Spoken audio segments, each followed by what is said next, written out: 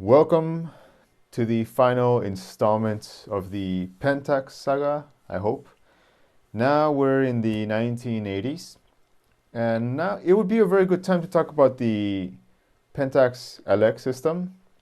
You know, I actually had this camera for a while, and people always talk about the Canons and the Nikons, but actually the Pentax LX is really, really rugged. Like, that's the best way I can describe it. I mean, it's a full-on professional camera. It's a professional line of cameras. One of the great things about Pentax cameras is their weather sealing. I had this camera. It lasted me forever. I did ultimately sell it off, not because it was a bad camera. I just preferred the complete simplicity of the K1000, and I've met many people like me who, even though the LX is like a really awesome camera, they prefer like the MX or something because it's like much more smaller and compact. The 80s, Pentax has the LX series, their professional line. I might note that this is the only attempt by Pentax to market themselves as professional. You know, back then all the other camera companies were trying to push electronics as the next big thing, trying to put electronics in everything. But not Pentax. They didn't really bother so much with that, which is probably why they failed eventually. A good thing about the Pentax LX system was, though, much like the K1000, it wasn't reliant on electronics so much. So if like the battery died or something, you can still shoot pictures as long as you're good with the Sunny 16 rule.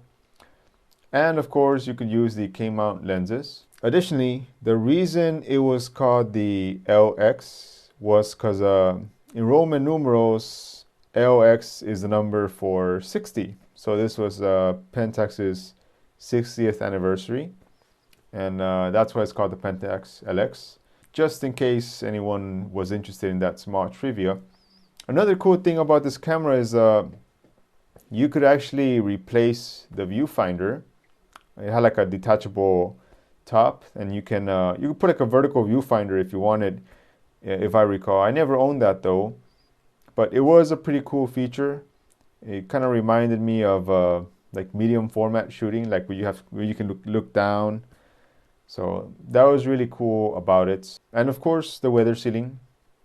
That's like one of the major selling points about Pentax. You know, it's the 1980s. Pentax also sells around 10 million SLRs around this point. And they come out with this camera, the Pentax MEF. Now it's important because it was the first through the lens autofocus system with a contrast detect. So like, that's one thing I've always like admired about Pentax, is that they're always a little bit too ahead of themselves, you know, like it's like everyone else is kind of catching up. But like I mentioned, it's always the marketing that suffers, because Pentax has always marketed itself as being easy and for everybody. As the slogan went, just hold the Pentax. Meanwhile, everybody else was like pushing towards professionals and pixel peepers. Well, not yet, but we're getting there. And they're all about technology, and we have all these gadgets. But Pentax was pretty revolutionary, like throughout their history. And yeah, the first through the lens autofocus with contrast detect. Now, I hope it doesn't seem like I skipped over the MX. It's because there's so many cameras going. There's so many cameras, and I mentioned in the previous video, there's so many lenses to cover.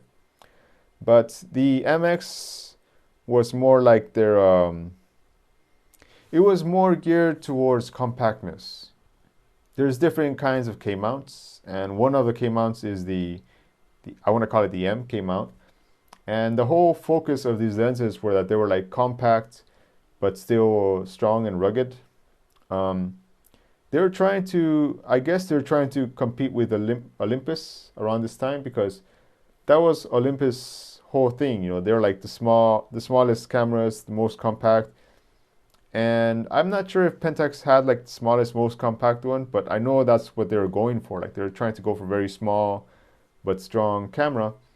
And actually, many people prefer the M series cameras because of the whole compactness thing. So I thought that was pretty cool. I did have an Emmy Super. I mean, it's a different camera. I'm sure I mentioned the Pentax Super ME in the previous video. Actually, I had this camera. It's quite wonderful. I might be wrong, but I believe the ME was the first to have what we know as aperture priority. That is, you set your aperture, the camera dictates the shutter speed. So the camera chooses for you. So I believe Pentax was the first to come out with aperture priority. And if I'm wrong, someone will let me know. But this is just another one of those achievements that Pentax has done. You know, they've done so many amazing things, and it's just so sad to see them like disappear over time. But yeah, the LX system, the MX, the ME, so many cameras. And did I mention the MEF, the first autofocus one? Yeah, I never used that one. But you know, I probably should go more into that camera. But even though Pentax was the first at making like the whole autofocus thing, through the lens autofocus thing, it wasn't actually the greatest camera. From my understanding, because I never shot with it, was like it missed a lot. This was contrast detection, so like not so great in low lights. You needed to have like really good light for the camera to work. I seen pictures of it. It looks like a lens with like kind of a barrel under it, and I think it took like 4 AA batteries. Probably the reason many people don't talk about it is because it sucked, I'm sure. I mean, when you're the first of your kind, of course, you're gonna take some risks. But hey, they're the ones who did it. Yeah, I never shot it, so I can't really talk about it, but it wasn't that great, but at the same time, it was like revolutionary, you know? So it's worth talking about the MEF, even if it's just a little. Now, around now, it's like the late 80s. Canon's really taking off. Pentax comes out with the SFX. I think that's what it's called, but it's like their first camera to reach 1/4000th of a second. And I think it was also their first camera to come out with like bracketing, but that's not really what I want to get to. Like the main camera around this time is the Pentax Z1. Now, the Pentax Z1 is actually like one of their best cameras, I think. Like many people regard that camera so highly. It is film, but it does have like one of the best. It did have like one of the best autofocus for its time. And even though it looked plasticky, it was actually it was a pretty rugged camera. And I think they came out with it at the Grand Prix and it won like a bunch of awards and stuff. Oh, it was also able to reach 1/8000th of a second. So that's actually like a pretty big deal. So, and like I said, everyone usually goes for the Nikons or the Canons, but if you're looking for a really professional film camera, try the Pentax Z1. You won't be disappointed. I've been able to play with this one a few times. Like I didn't own it.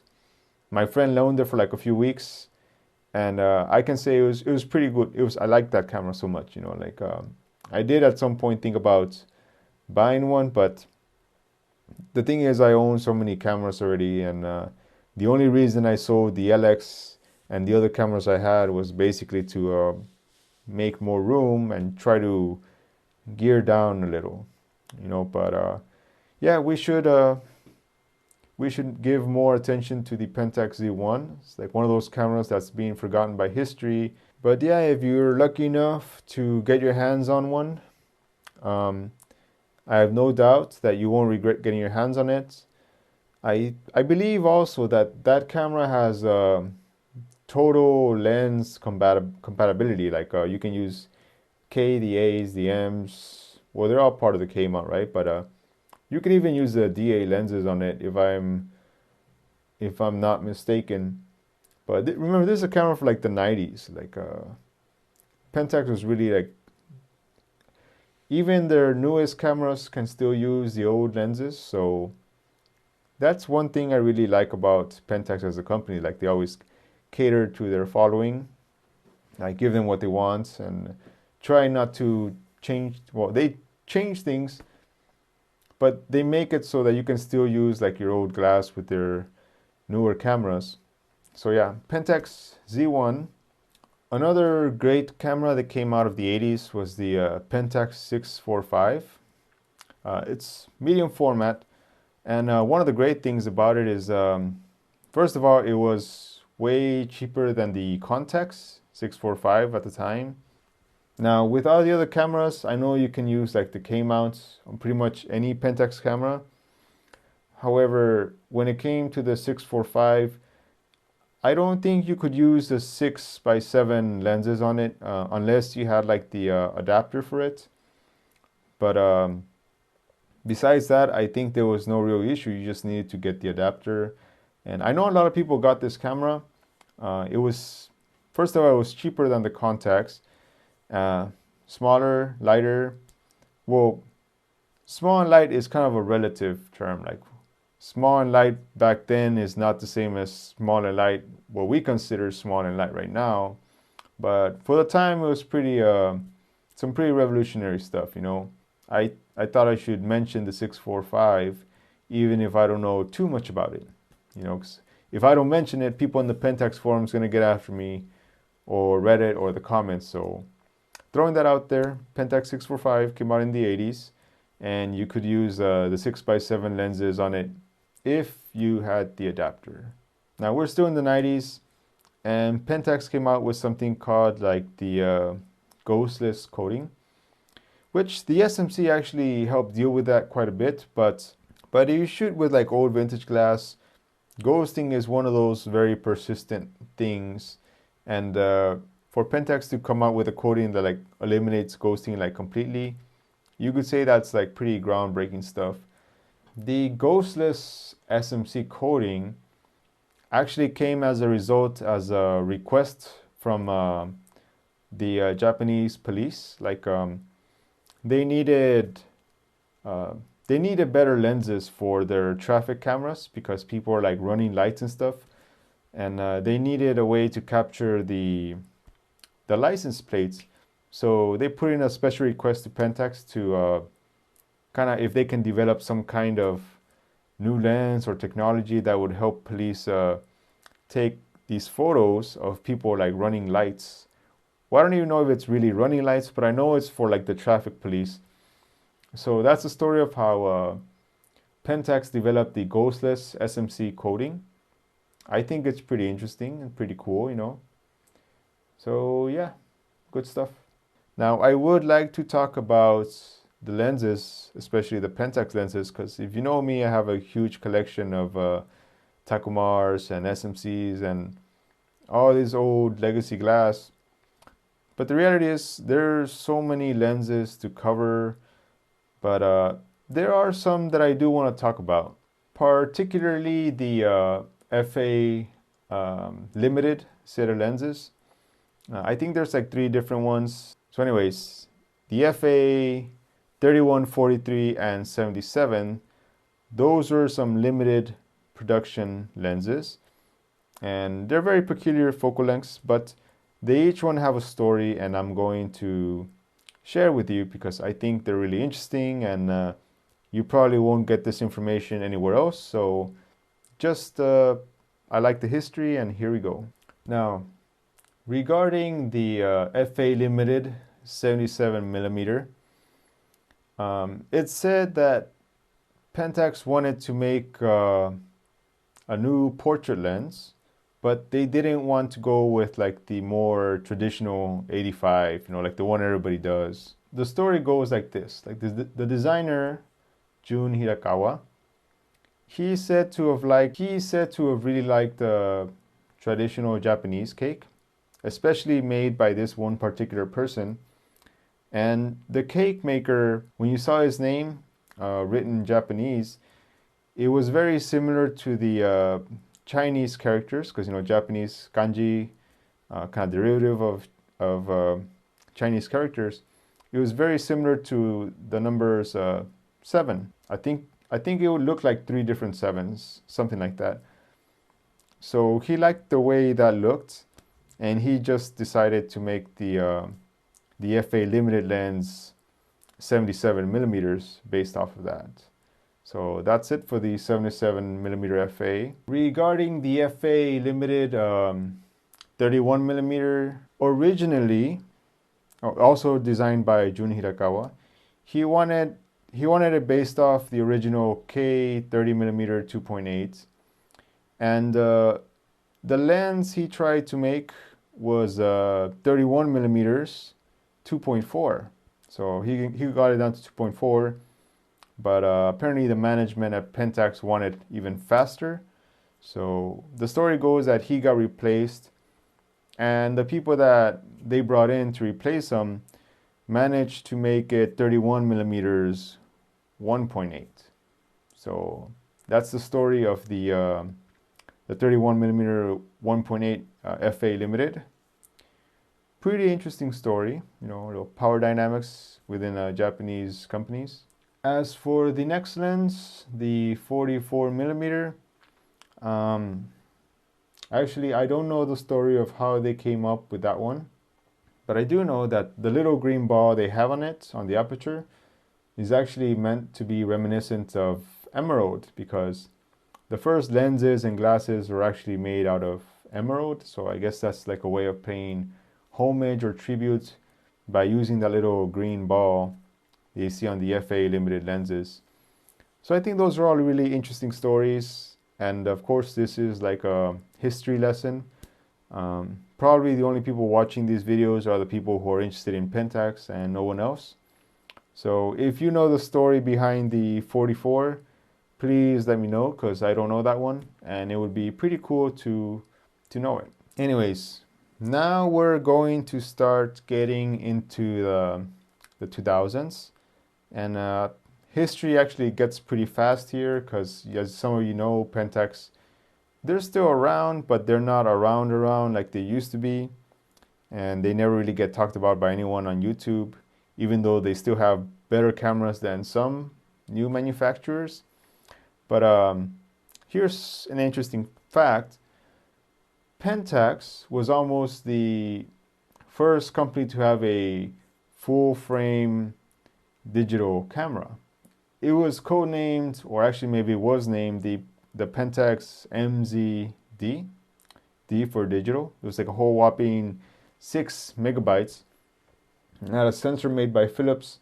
Now, they were going to put this camera out. I'm guessing they already had like a prototype, but at the time, the story goes that Contax put out a digital camera with the same sensor, and that camera didn't sell very well, like at all. And Pentax thought, since the cameras have the same sensors, maybe it's a better idea not to continue development with the MZD. So instead, Pentax took a different route, and they went on ahead to develop more APS-C oriented cameras. But if they had only continued, I think they could have probably met success. So they could have been like the first camera company with the full frame camera, or maybe I'm wrong. Maybe they were the first camera company to have a full frame digital camera prototype, but not put it out into the market. Or actually, this whole area just gets a little confusing to me. But I know somebody out there knows, and I'm always up for people letting me know these kind of things, especially the Pentaxians. And you might think this might be a term I just came up with, and actually it's not. There's a whole Facebook group called the Pentaxians, and even Ricoh on their Instagram handle is at Pentaxians, you know, Pentax Reco. So they're out there, you know. Anyways, they could have been the first full frame digital camera. Too bad they didn't get there. Next though is a very interesting camera, and it actually took me so long to find out how to pronounce this name, but the branding isn't the greatest. It's like, maybe some people heard of it. It's like it's got like a little asterisk, and then after the asterisk it says IST. And yeah, this is where Pentax starts to get kind of bizarre with their whole PR like team or something. Like there isn't, okay, here's the way you say that camera's name. you're supposed to ignore the asterisk, and IST is just supposed to be like the letters that come out in many, I don't even know how to explain this. Okay, like the word activist, enthusiast, I don't know how many ist words there are out there, but the whole idea was that the asterisk was supposed to replace those words beginning, right? And just the IST, it's supposed to be like a camera for everybody, all right? That's really all I have to say about that camera, because that's the way I understand it. And sorry I don't have more IST words to throw at you, but that was the whole concept before the ist camera, you know? Yeah. But there is more to say about it. I mean, it was the first interchangeable lens digital camera. So, you know, see, Pentax is still coming up with new stuff, right? Quick note here. Regarding the FA lenses, even though they are meant for APS-C, you can actually use them on full frame. And not too many people talk about that, but I thought it was worth throwing out there. FA lenses, despite being designed for crop sensor, can be used on full frame cameras. It would also be a good thing to talk about, since we're talking about digital cameras. As some of you know, like many camera manufacturers, if you want to edit their photos, say like in Lightroom, you need to wait for Lightroom to release updates. Pretty much all of the Pentax cameras have been able to save in Adobe Raw DNG. So you never really have to wait for these camera companies or for Lightroom to come up with updates for editing cameras, which is another reason people love Pentax. You know, it's small things like this, like small conveniences, but things that other people don't know about, because the only names they know about these days are like Canon, Nikon, Sony, and maybe Olympus. But it's just small things like this that make people love Pentax and feel a connection to them. Around this time, Pentax changes its name to Pentax Corporation, right? Ricoh also changes logo sometime around this time. We're getting ready for the inevitable, right? They also come out with the Pentax K10. Don't really know what to say much about it, but it did have like dust removal and good camera. You know, I know there's people out there. There's actually a group of Pentax photographers. They're like the 6 megapixel club. Like they only take pictures with these old Pentax cameras that have 6 megapixels. For them, it's really all about just shooting photography. Like they don't like to think about what modern things people are coming out with. For them, it's all about the picture, and you gotta Google them sometime, because they take some really amazing images, and they're doing it with 6 megapixels, you know. And I remember my first camera was like 2.4 megapixels, and actually I took some pretty nice pictures with it, you know. So 6 megapixels at this time, pretty mind-blowing stuff. And even now, you look at those photos and you think they are pretty amazing. Like, I personally don't even think you need so many megapixels. Like, this whole megapixel war everybody's doing, trying to get more and more, is just ridiculous. I think 12 megapixels is more than enough for most people. Like, really, 12 megapixels is just like great.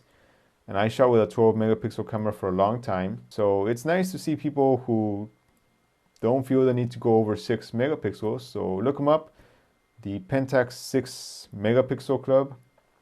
Just interesting trivia to throw out there. All right, and as some of you already know, I think the year is 2008. This is where the Hoya merger takes place. I read quite a bit about this.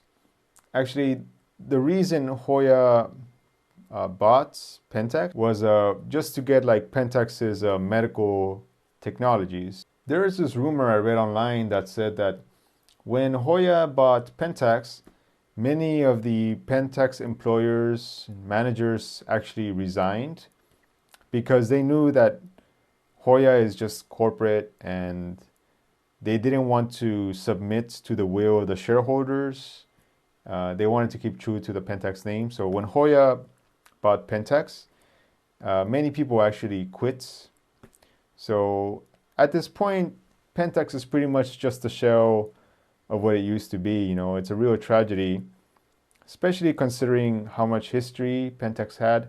That's like one of the things that makes me angry, you know, like Asahi Pentax never, even though they had all these celebrities and they had like all these cameras sold and all this like rich history, they never used that to their advantage. You know, like while Sony and Nikon, while Canon and Nikon were out there pushing technology and like electronics on their cameras, Pentax was just out there trying to market as a camera for everybody and easy to use, which was their problem. You know, that was like the downfall. They didn't push their history and their legacy. You know, like I feel like they could have gone much further if only they used that advantage, because they had a real good advantage over other companies, but they didn't take advantage of it. So anyways, Hoya bought Pentax. Pentax employees quit in mass. Now, shortly after this, Ricoh came out with with their modular camera. I remember when this camera came out, like I remember like watching it on the YouTubes. It was like the first time I see like a modular camera. It never really caught on, but I still think it was pretty interesting. And I'm only talking about Ricoh because we're getting closer to when Ricoh inevitably buys Pentax. Even though Hoya did own Pentax, they still put out a few more cameras. You know, they still have their imaging division, and I think the first one they came out with is the Pentax 645D, D for digital, I believe. You can actually use the Pentax 645 lenses that I mentioned way back when, the film lenses, on the 645D. However, you still need the adapter to use a 6x7 lenses on the 645D. And so yeah, they're still making cameras at this point. And actually, medium format is what they do now. I believe they use a codec sensor. Am I right? But anyways, Pentax is getting more into like the whole medium format thing, which I think is great. They're still trying to make older lenses compatible even with the new systems, which is amazing. Like I know I've mentioned a few times in this video already, but that's like one of their strong points and one of the reasons people have liked them for so long. So 2011, you get the Pentax and Reco merging, right? Actually, people get this part wrong.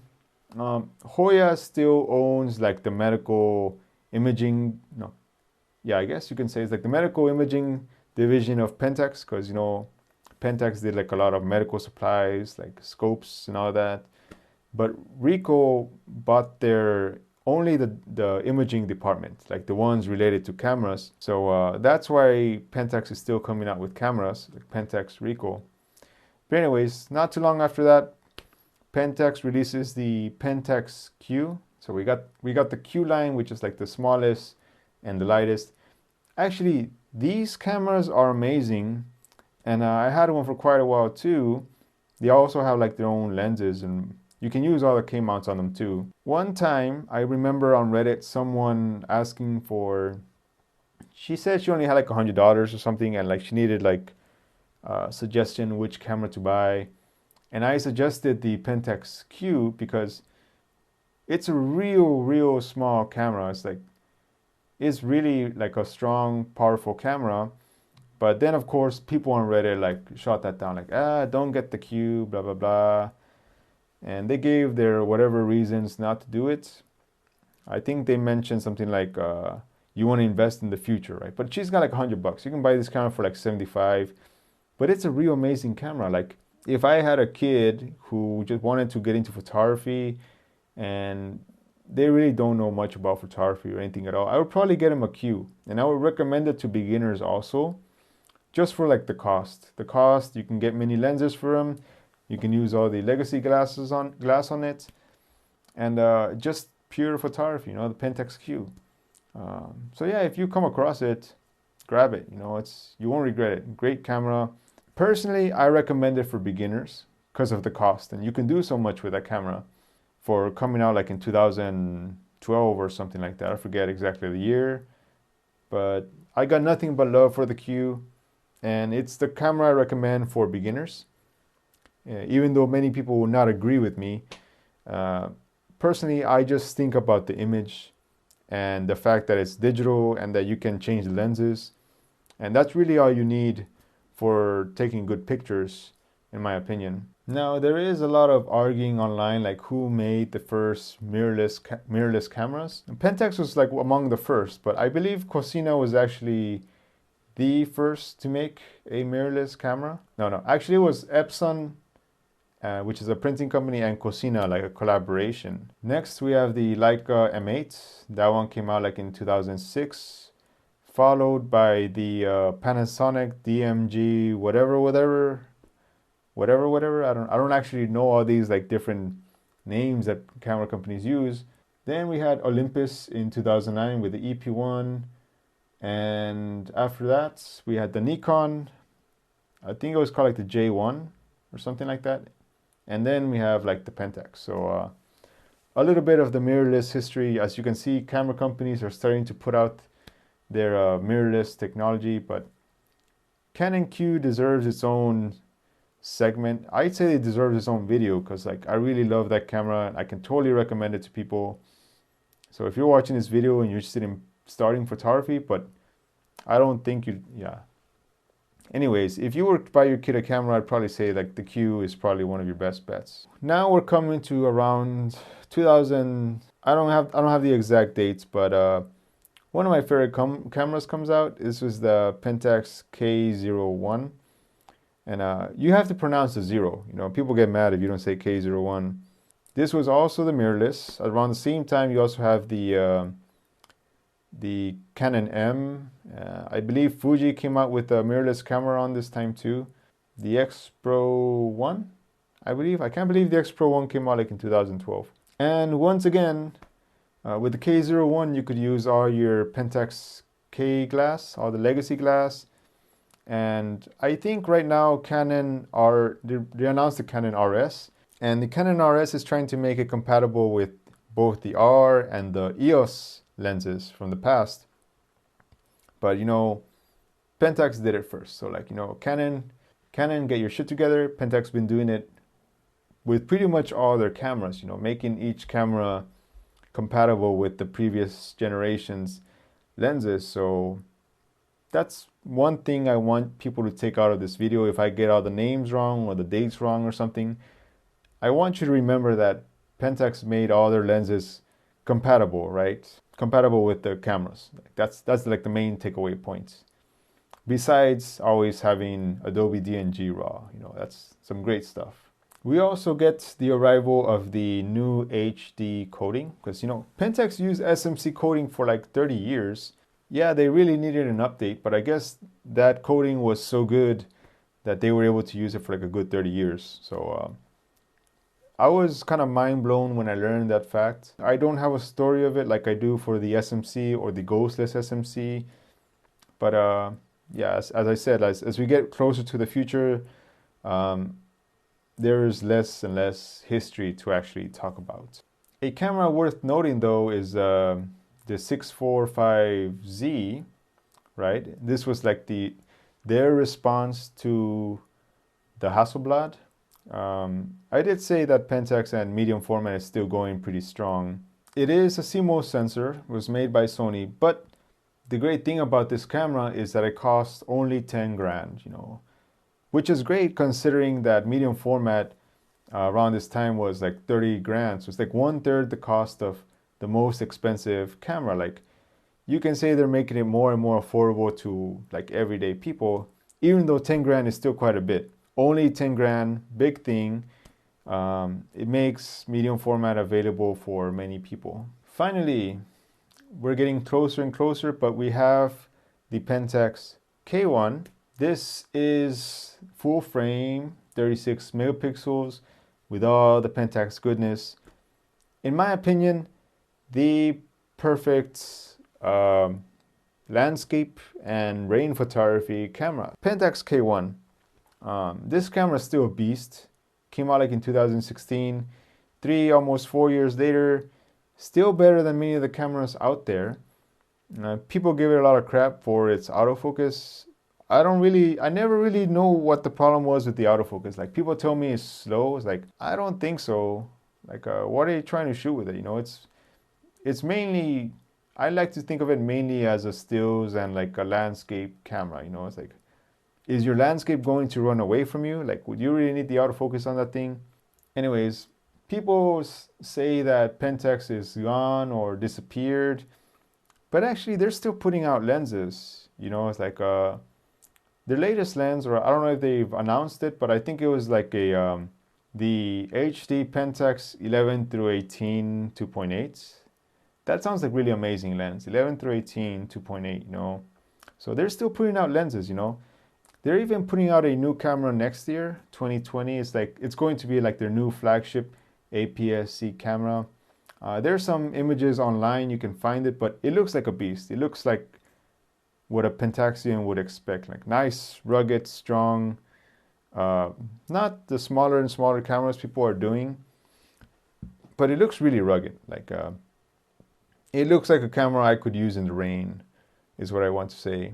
And I know people give Ricoh a lot of flack, especially when they said that they think people might go back to SLR. When you consider Pentax history, like even their name Pentax is supposed to be for like pentaprism. Pentax is known for their prisms, you know, like the pentaprisms in their DSLRs or SLR cameras. So if Pentax can come out with like a way to incorporate, if they can find like a way to, okay, I personally prefer DSLR cameras over mirrorless cameras. I know there's a lot of people out there who feel the same way. I just feel much better looking through DSLR, but if they can find a way to put all that information on a DSLR camera, and I don't mind using a DSLR. You know, I love DSLRs more than mirrorless. You know, mirrorless has its place, but personally I prefer DSLR cameras. And if they can put like if they can make a really awesome viewfinder, then I feel pretty sold on whatever they come out in the future, especially because of the weather sealing. You know, they have like some of the best weather sealing, and that's really for me the most important point, because, you know, I take a lot of pictures in the rain, pictures in the snow, and out there always in the elements, and I'm not really in there for the megapixel war, or I don't need image stabilization. But if they do all that, then fine, you know. It's like I trust Pentax products much more than the camera than Sony. But anyways, Ricoh says they're committed to keeping the legacy of the pentaprism alive. Much respect for that, especially now that everyone is going mirrorless. People who love Pentax are going to stick to Pentax even if they don't do mirrorless like with the other companies, you know, because that's what they like. And that's what Ricoh Pentax is trying to keep alive. Even though I gotta admit, it kind of hurt when Ricoh dropped the Pentax name and it's just now Ricoh Imaging. But at least their cameras still say Pentax. Even though I think I heard that they're slowly replacing Pentax with like the Ricoh name. I hope they don't do that. But anyways, that's all I really have to say. One more random story. When they were cleaning out the Pentax headquarters, you know, after Ricoh bought them, they found like a 20,000 millimeter mirror lens, a prototype Takumar.